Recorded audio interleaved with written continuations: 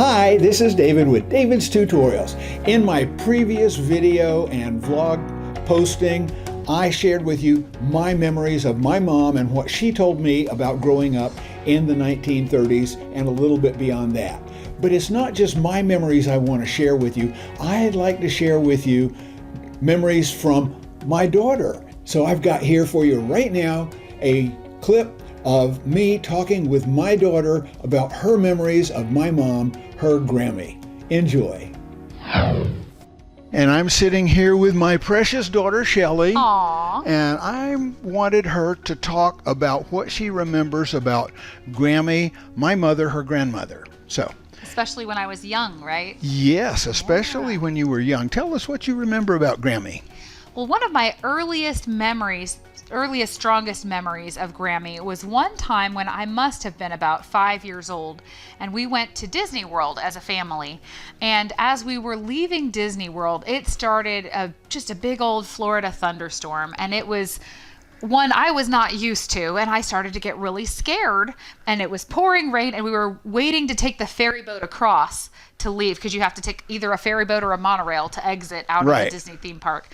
And we were going to take the ferry boat because there wasn't a very long line for that because of all of the thunderstorms. Right. And I was just scared, really scared, but Grammy just started having the best time in the thunderstorm, and she was wearing a visor. She loved to wear those visors when she played tennis and everything. And then I guess when we were there at Disney, she was wearing the visor, and she started letting the rain just pour off the brim of her visor and just laughing about it. She thought it was the best thing ever, and that made me not scared anymore.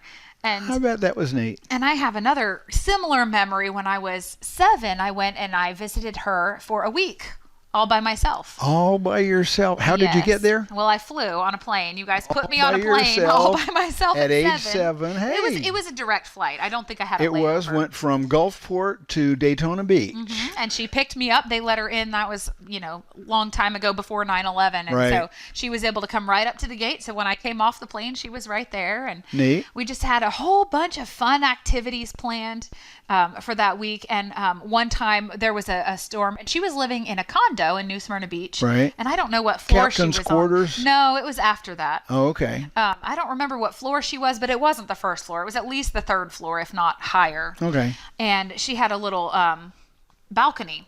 And so when it would storm, now she had a balcony that kind of looked out across the bay back behind, not that looked towards the ocean. And so and I was scared again, and it was storming again, but she just took me and sat me in her lap and would wrapped us both up in a blanket, and we just sat there and watched the storm come in. And I just felt so peaceful and so just overwhelmed by the beauty of nature. And I think that is when I first stopped being scared of storms when I was little, and I've loved watching storms ever since then. Yeah. Have you passed that on to your kids? Yes, absolutely. When we have a good storm. Now, in Oklahoma, the wind is a little stronger with storms than it is in Florida, but when it's not too windy, I'll take all of them out, and I'll sit them in my lap on the rocking chair, and we'll just watch the storm. Yeah, how neat. Yeah. So, and there were plenty of other things you did with Grammy. Yes, and all on that trip where I was there for a whole week by myself, she took time to take me to teach me how to play tennis. I remember her. 7 was not too young to learn, and she would take me out on the tennis court and teach me how I had to have my feet when I was hitting the tennis racket, and how I could possibly do the forehand and backhand and all of the different terminology. And we would go out and do a lot of tennis, and that was so much fun. And we went and delivered Meals on Wheels together. She took me with her. Really? Mm-hmm. How neat. Yep. She's always liked to do Meals on Wheels. Even when I was that small, she did that. Really? Yeah. Oh, that's neat. Well, she took me with her, and I went to visit some of the same people several times, several days. Oh, okay. So, yeah, she said that actually after I was there for just the 1 week, and we went a couple of times, and the next time that she went was after I had gone back home, and she said that one of the people had a little gift for me. So that was so neat that they remembered that she had a granddaughter who would be coming. So yeah, how neat. Yeah, and that was a lot of fun. Oh, and one thing that she did was she took me one day for lunch to get a banana split. Ooh. And I'm not saying after lunch. I meant for lunch. That was our lunch. And I was... Talk about decadent. Oh, my goodness. This 7-year-old kid, I was just blown away by, oh, you can actually do that? You can have ice cream and bananas and that's your lunch? But that's grandparent privilege right there. That is. That definitely is. Yeah, we had a good time. And she lived right on the beach, but there was, quite a ways you had to walk to get out there. And she had her condo had a pool, so I would go out to the pool and go swimming often. And then sometimes we would go down and go out to the beach. And she had a kite, and she would take me down to the beach, and we would fly the kite, and we would have that nice beach breeze to fly that kite, and it would get pretty high up there. I think that's the first time I ever successfully flew a kite. It was on the beach. Neat. Yeah. Fun. And we would go to Turtle Mound. Did I tell you I took my kids to Turtle Mound? Did you? Yes. It was about 2 years ago. Whenever we had a horrible ice storm in Tulsa, we flew out of 6 inches of snow we flew to Orlando. Daniel had a business trip. That was when Mom was supposed to come, but her flight got canceled due to the weather in Mississippi. Right. And it was in February, so we loved going to Florida in February. It was wonderful. But we rented a car. But there's going to be people listening to this don't know what Turtle Mound is. I'm getting there. Okay. So we rented a car in Orlando, and Daniel had his business conference for a few days, and so we stayed in a condo and swam in the pool. But then when he finished, we stayed a few extra days, and so we drove down to New Smyrna Beach and drove out to Turtle Mound, which is the largest mussel shell or oyster shell mound, man-made, in the U.S. Made by whom? Made by Native Americans, actually. The Indians that lived in Florida before the settlers came. Before any Europeans came. Before any Europeans came. So they created this, and they think that it could have been related to money, that they were using a lot of the shells for money, but the way that they mounted it up and created this, there's a word for it, but it's escaping me right now for that specific kind of mound made of shells. But it was man-made. And while we were there are these boardwalks that go all around Turtle Mound and kind of bridge over top of it, and you could look down and see the ground is literally oyster shells. Yeah. That's what it is.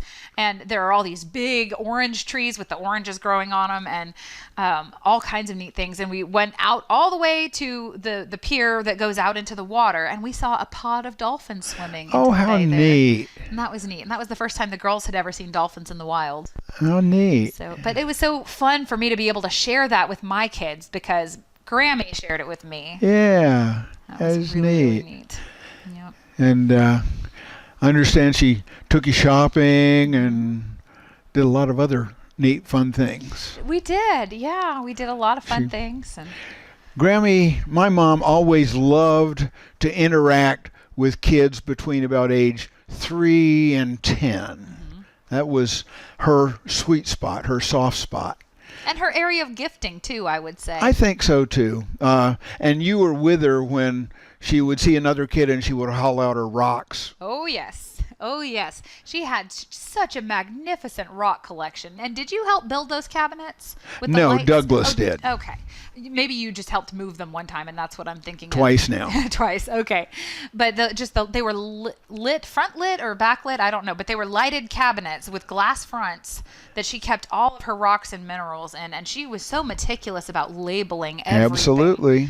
And she would go to a lot of rock and mineral shows, and she loved speaking with people who were other collectors. Yeah. And sharing different stories. And I think everywhere she traveled, it was kind of like, instead of souvenirs, she would bring back rocks and minerals. Well, yeah, and that was she would trade up too. Sure. She had like this geode, and here was this other geode, and so I'll trade you this geode and this mica for that geode, and she could trade that. Yeah. But she also had a pretty big bag full of assorted small rocks, less than an inch in diameter. Yeah. I remember she had tiger eye and pyrites, and she loved to tell people this is fool's gold. Yeah, and some quartz.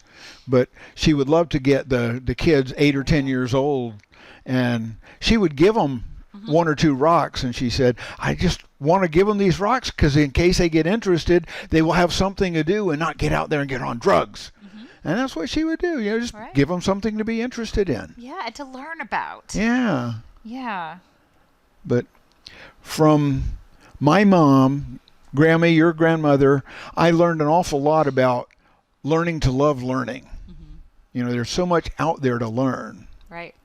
And I think that's one of the ways that I got to my curiosity level that I have. And of course, we were able to pass that on to you and your brother, and now it's going on to your kids and his kids. Yep. So absolutely. And I'm honestly, I feel so glad that my kids were all able to meet Grammy. Even if they didn't have very many memories with her, they still did get to meet her. I have pictures of them with her. Yeah. Naomi came and visited her several times, right. even after she came to the nursing home, and not just Sunnybrook, but it was really special and very meaningful to me that they got to meet her. One time, I remember we were visiting your house for Christmas with my kids, and Grammy was there, and that was when she was living at Sunnybrook. So she was, you know, and then we went over to Chad's house for that morning, and I have a video of that, and she was dancing with them. There you go. There you go. Leave that one there. That's two. Oh, fun. I think this was actually 1 or 2 Christmases before that, where we had, I don't remember if it was you or Daniel, someone had built a big tunnel out of cardboard boxes on the floor. Daniel did that. Okay, Daniel did that. And Grammy got down on the floor and crawled through the cardboard box tunnel. With the kids. With the kids, yes. Well, she was about 5 foot nothing, so she could do that. She was, but still, there's not many. She was probably 88 or 89 at that point. And she was. And there's not many 88 or 89-year-olds you can get to get down on the floor and crawl through a cardboard box tunnel. She has been active her entire life. She could sit still for maybe 3 minutes, and then she had to be up and doing something. Yep, it's true. So that was just her.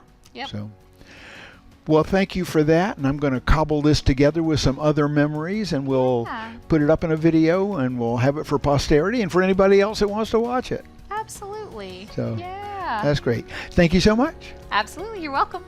Mwah. Mwah. Love you, Dad.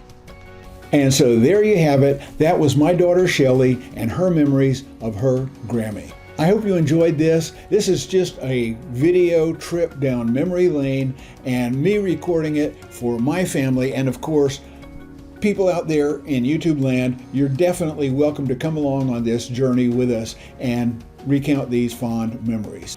So if you thought this was a good video, you know what to do. Give me that thumbs up so that I'll know you enjoyed it.